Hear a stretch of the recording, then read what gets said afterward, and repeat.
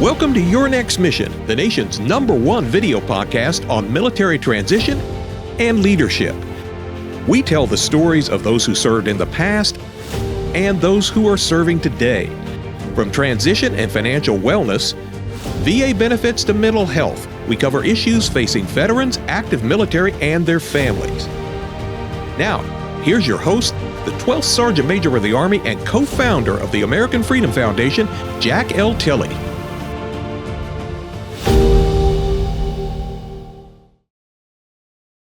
Hello out there, and welcome to Your Next Mission video podcast.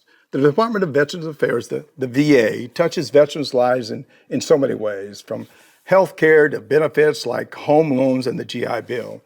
Every time we're lucky enough to have today's guest on the show, we all learn something new about the VA and the improvements they're working on. So stay with us, because the VA is remapping the way they deliver health care, and we want to find out all about it. But before we do that, I want to personally thank our presenting sponsors. Navy Federal Credit Union, whose members are the mission. Purdue Global, where you can start your comeback, and USAA, where we take care of our own. With additional sponsorship from Blue Cross Blue Shield FEP Dental and Blue Cross Blue Shield FEP Vision. Together, they make your next mission happen. They love our veterans and families, and I say it every week, we love them too.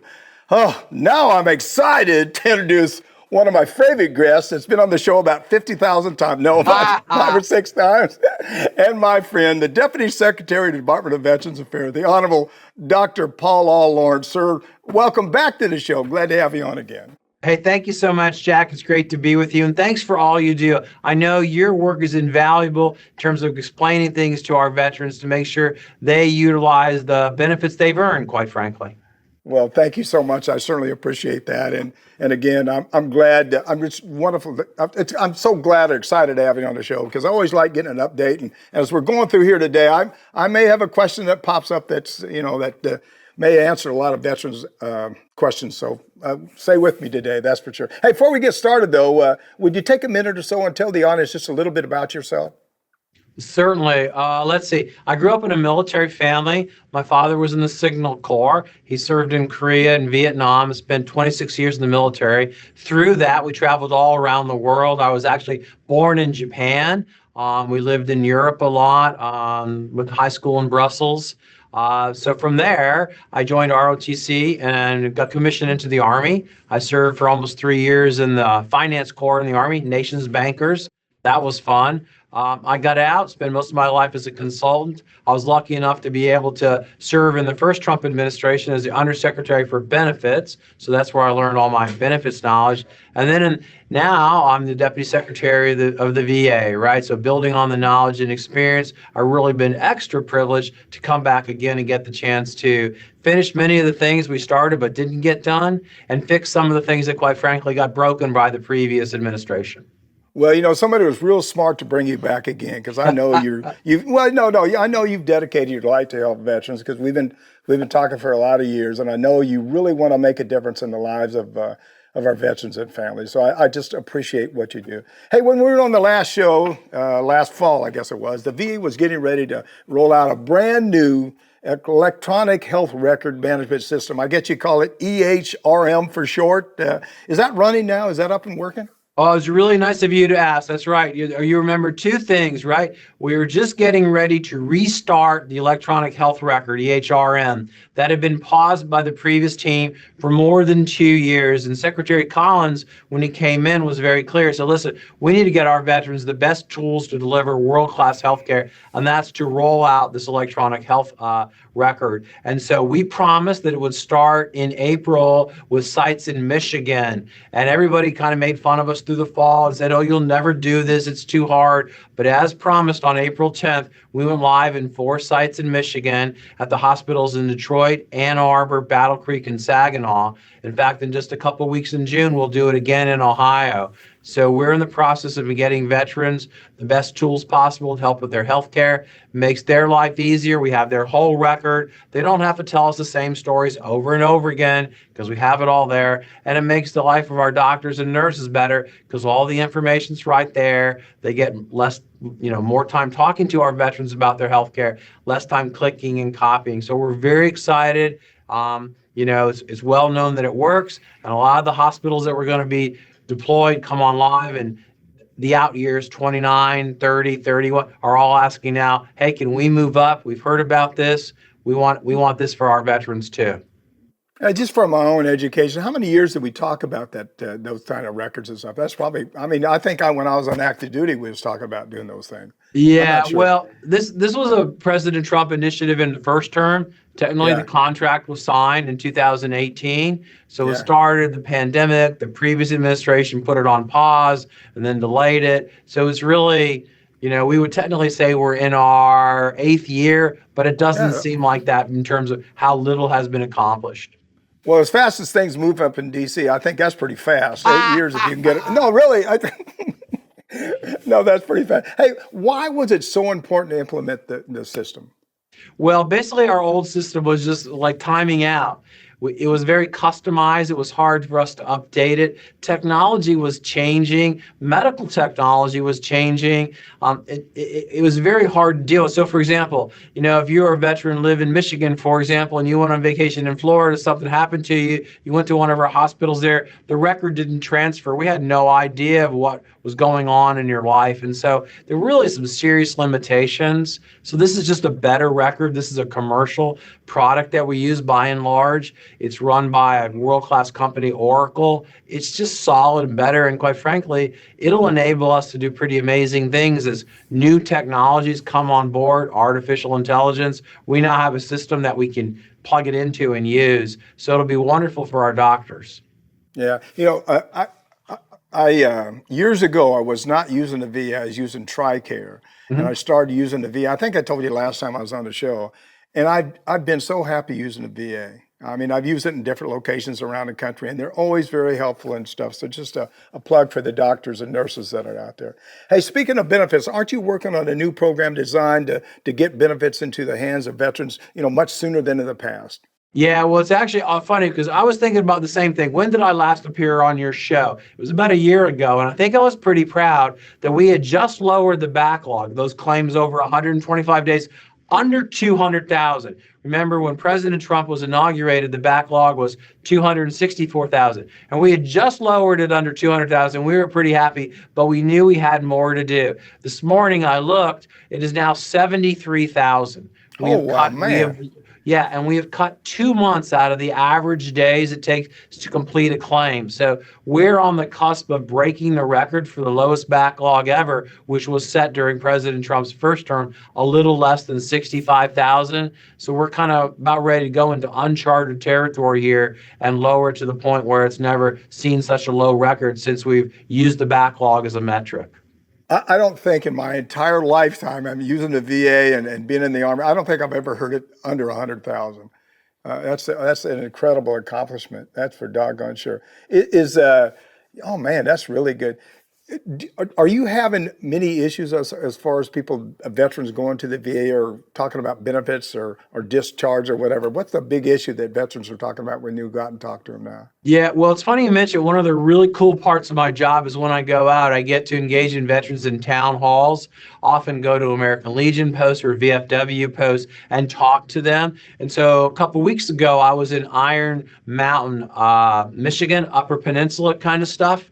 And I went to a VFW post there, and one of the persons stood up and said, hey, I want you to know I'm a service officer. I filed a claim for one of my veterans. They had it processed in 3 weeks. So folks know that the speed is picking up. The other thing they're talking about is just convenience. We're doing a lot more benefits delivery at discharge, right?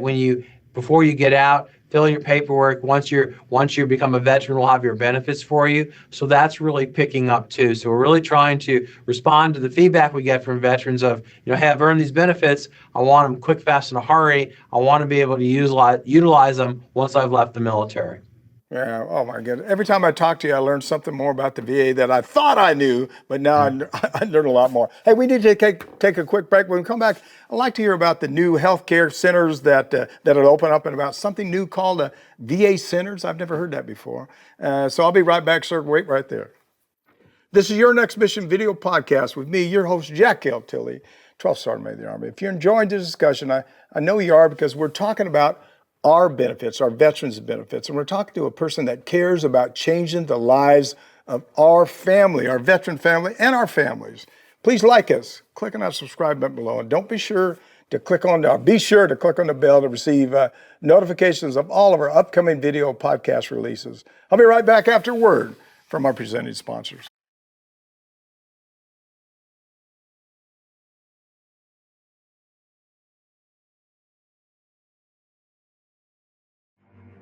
You're watching Your Next Mission video podcast, proudly presented by Navy Federal Credit Union, the most trusted credit union owned by members of the military community, serving all branches of the armed forces and their families. Learn more at NavyFederal.org. Their members are the mission. Purdue Global.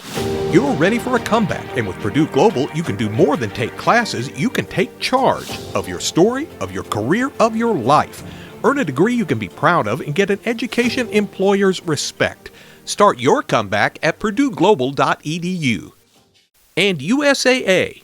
A century ago, our founders made a promise to always take care of their own.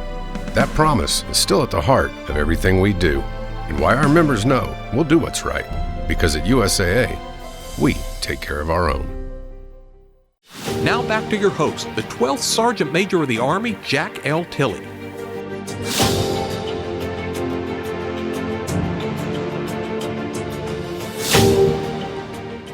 Welcome back. We're talking with the Honorable Dr. Paul R. Lawrence, Deputy Secretary of the VA. Before we get back to our discussion, I want to let you know about a way to support the work we're doing here on the American Freedom Foundation on behalf of our veterans and families. If you have a used vehicle you're planning on getting rid of or some property you don't have any plans for, you can donate it.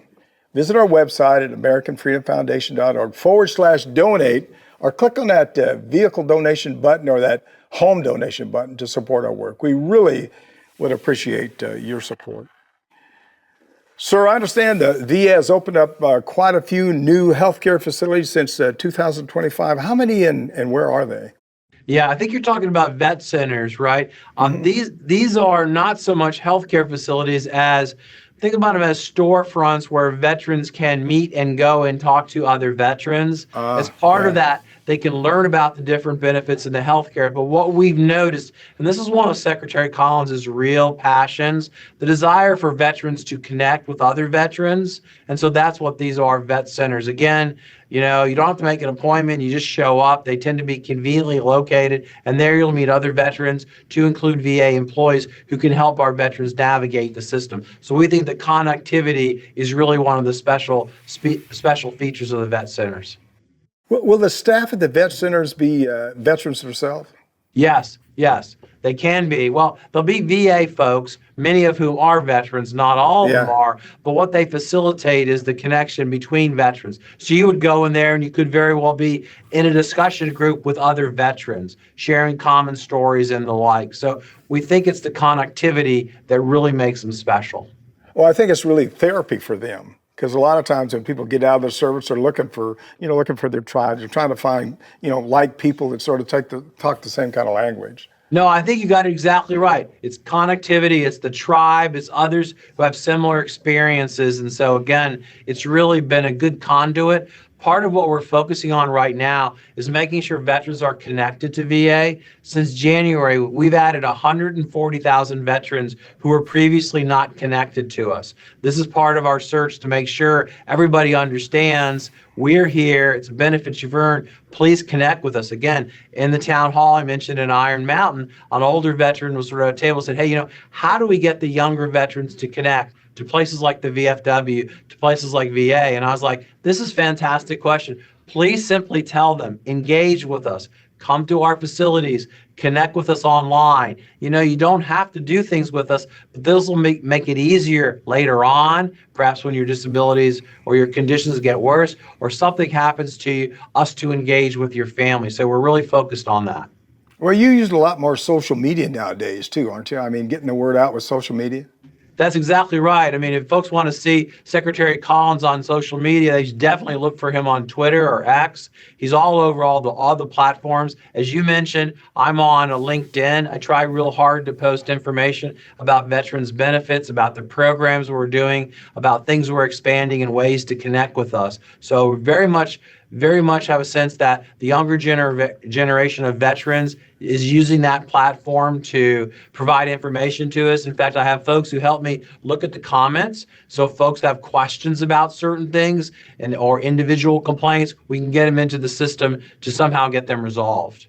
Well, I was going to say, if they have issues or problems wherever they're at, they can. Do you want them to share that with you too? I guess. Well, they do. No matter what you say, they're going to share them with me because that's just the nature of social media. There's no question about that. So, yeah, and so it's not just me as the Secretary of Social Media too as well. We know that's how people provide us feedback.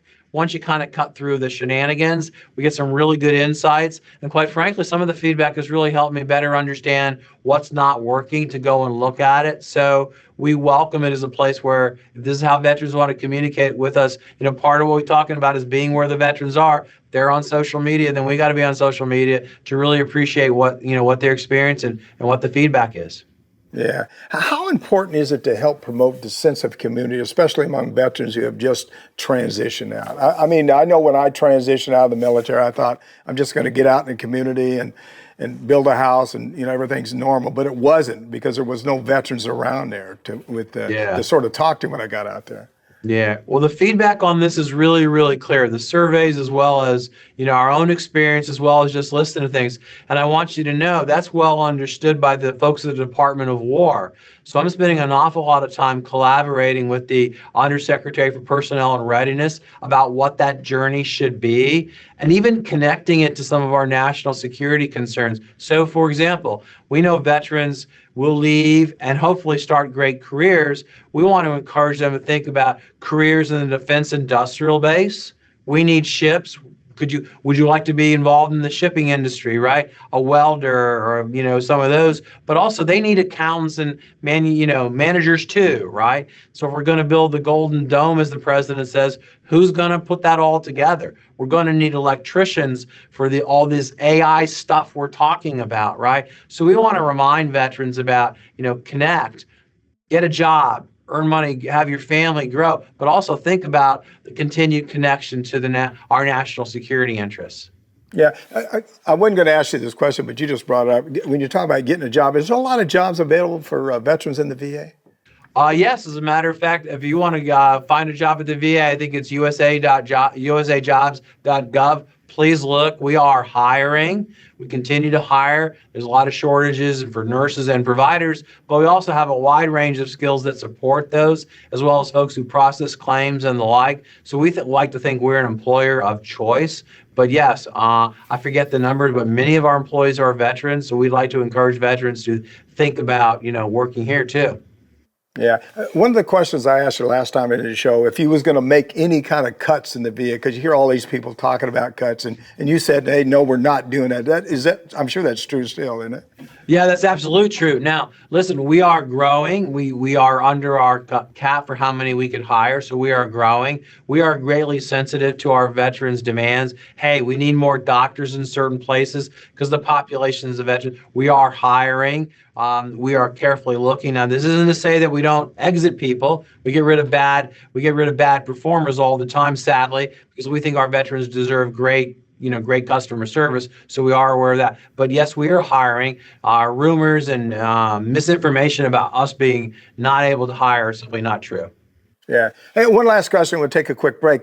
When I got out of the Army a long time ago, but I think you probably have more people utilizing the VA than you ever had before, don't you? I mean, the numbers are really increasing. Well, technically, the veteran population is decreasing, so I think probably the math probably on that one isn't quite right. But what you see is a lot of veterans now connecting with us, and so it is picking up through new benefits like the PACT Act. We're providing more benefits than recently, and we are trying to make sure that veterans realize, especially when they think about affordability, that your health care is affordable if it's free from the VA, for example. Mm-hmm. So we want to make people aware of the tremendous value of their benefits and how they can work to help some of the challenges they might be experiencing. Yeah. So, hey, sir, this is a lot of great information here. We need to take a quick break.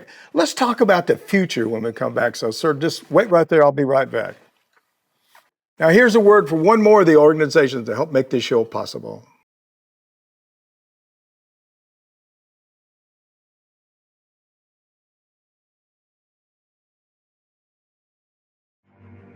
You're watching Your Next Mission video podcast, brought to you in part by Blue Cross Blue Shield FEP Dental, Blue Cross Blue Shield FEP Vision.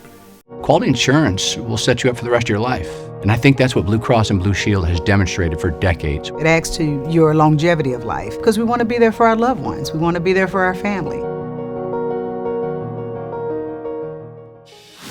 Now back to your host, the 12th Sergeant Major of the Army, Jack L. Tilley.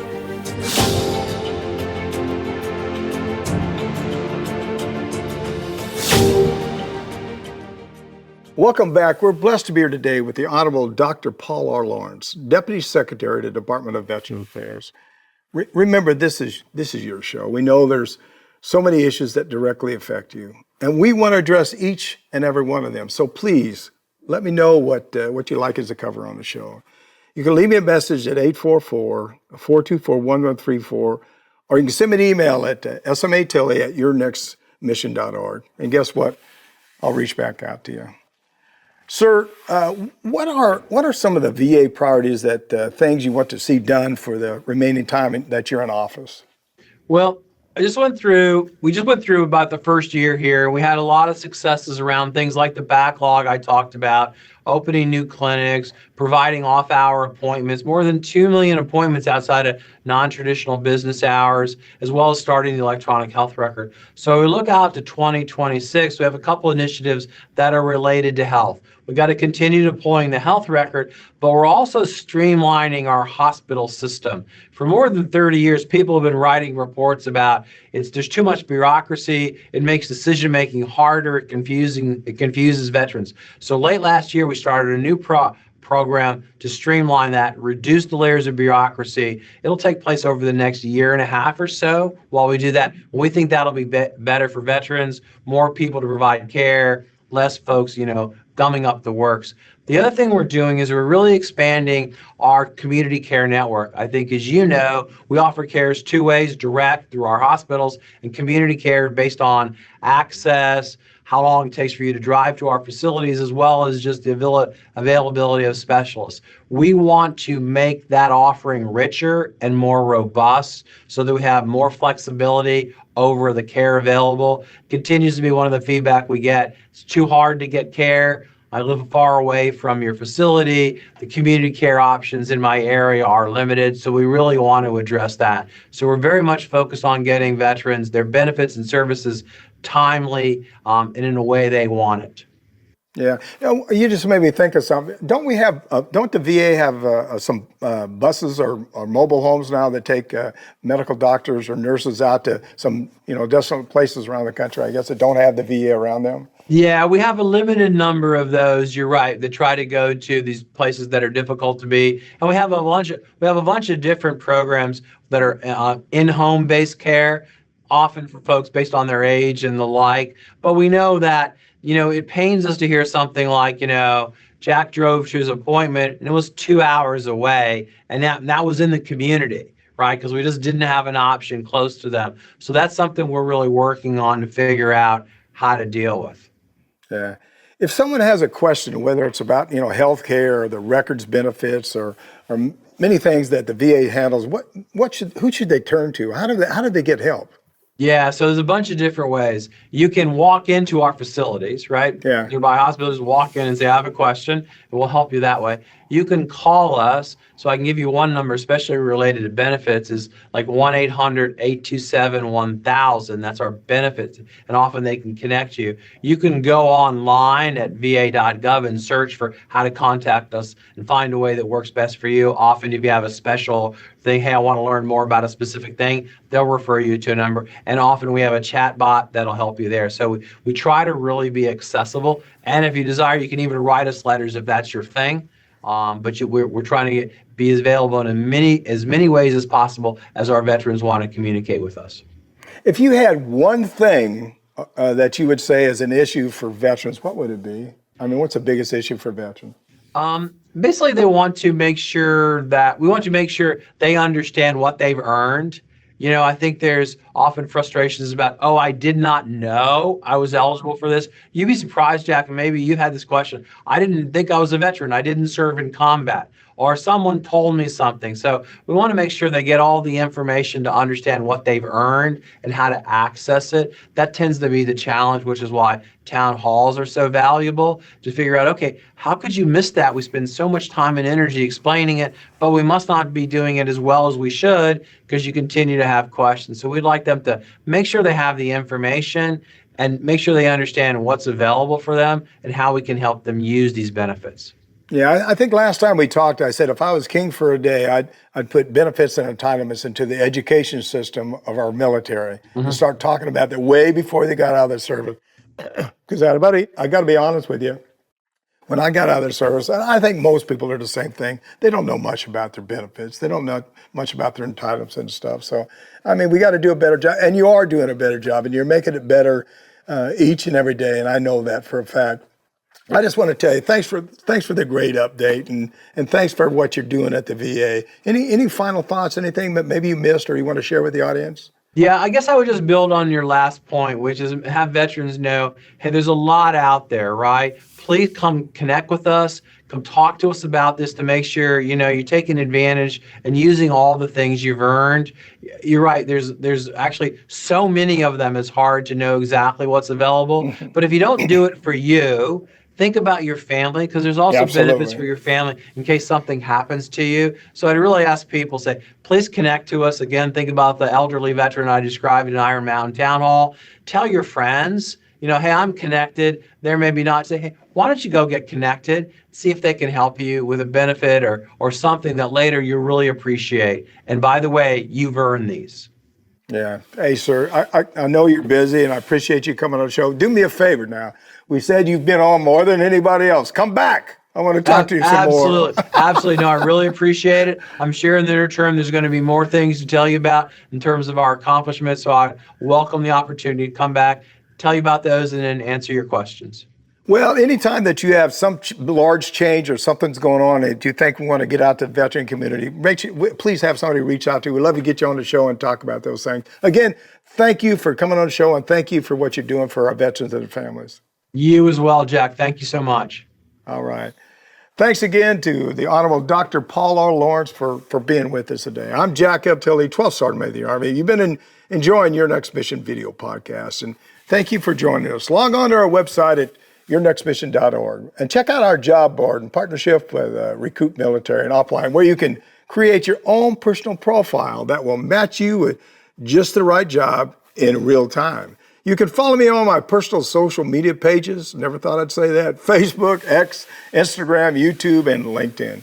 And if you like what we're doing with Your Next Mission, please click on that subscribe button below. And don't forget to click on the bell to receive notifications of all of our upcoming video podcasts. Remember, we want to hear from you. Please leave me a message at 844-424-1134 or send me an email at smatilley@yournextmission.org. Thanks again to Dr. Paul Lawrence for joining us today. It's always great having him on the show. When I love talking to him because he tells you the truth. He tells you straight on. He doesn't cut anything down, and he knows what he's talking about. You see, here's a guy that cares about the VA. If you're not using the VA, if you're not talking to the VA and you're a veteran, something's wrong. Get out there and learn about your VA. It's not the VA of 10 years ago or 20 years ago or 30 years ago. It's the new VA, and they want to take care of you. So reach out to them. Learn about your benefits, learn about your entitlements, and learn how they're changing the system to make our lives better. Thanks for watching, and thanks to Bungalow Studios and, of course, our sponsors, Navy Federal Credit Union, Purdue Global, USAA, Blue Cross Blue Shield FEP Dental, and Blue Cross Blue Shield FEP Vision. We appreciate all you do for our military. And as always, see you on the high ground. Hooah!